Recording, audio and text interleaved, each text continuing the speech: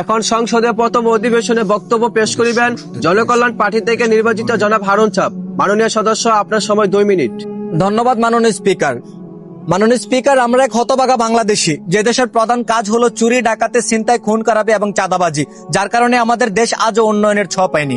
মাননীয় স্পিকার, আপনি জানেন যে নেপালে নতুন সরকার গঠিত হওয়ার পর থেকে আগামী 5 বছরে তারা কিভাবে দেশকে ডেভেলপ করবে অলরেডি সেই লিস্ট তারা তৈরি করে ফেলেছে।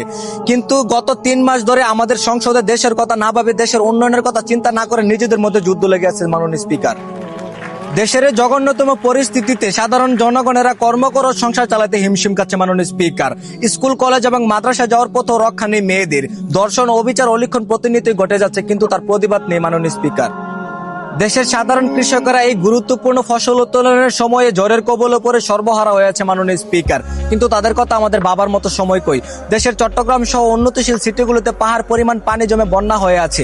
সেই সিটি কর্পোরেশনের কর্মকর্তারা নিজের ট্যাগ ভরতে ব্যস্ত থাকে। মাননীয় স্পিকার, বর্তমান জেনারেশনে মাননীয় স্পিকার, সারা দেশের শিক্ষার্থীরা পড়াশোনা বাদ দিয়ে টিকটক এবং বিভিন্ন অ্যাপ সহ অনলাইনে তাদের 99% মনোযোগ দিয়ে পড়াশোনাকে এড়িয়ে যাচ্ছে। মাননীয় স্পিকার, প্রকৃতভাবে পরীক্ষা নিতে গেলেও শিক্ষামন্ত্রীকে নিয়ে হাসি ঠাট্টা করছে। তবে কি এটাই আমাদের স্মার্ট বাংলা গড়ার লক্ষণ? মাননীয় স্পিকার, এদেশের আইন এতটাই স্ট্রং যে গতকাল ছিনতাইকারীদের তদন্ত করতে গিয়ে পুলিশের শটগান ছিনতাই হয়ে যায়। মাননীয় স্পিকার, এদেশের আইন শৃঙ্খলা বাহিনীর কাছে ততগুলো অস্ত্র নেই যতগুলো অস্ত্র রয়েছে সন্ত্রাসীদের কাছে। মাননীয় স্পিকার, তবে মাননীয় স্পিকার, শেষ ভালো যার সব ভালো তার, পুরো দেশ ও জাতির নিরাপত্তায় কাজ করে আইন ব্যবস্থা। সুতরাং আইন যদি সঠিক ও ন্যায় পথে চলে তবেই দেশে শান্তি ফিরে আসতে পারে। ধন্যবাদ মাননীয় স্পিকার।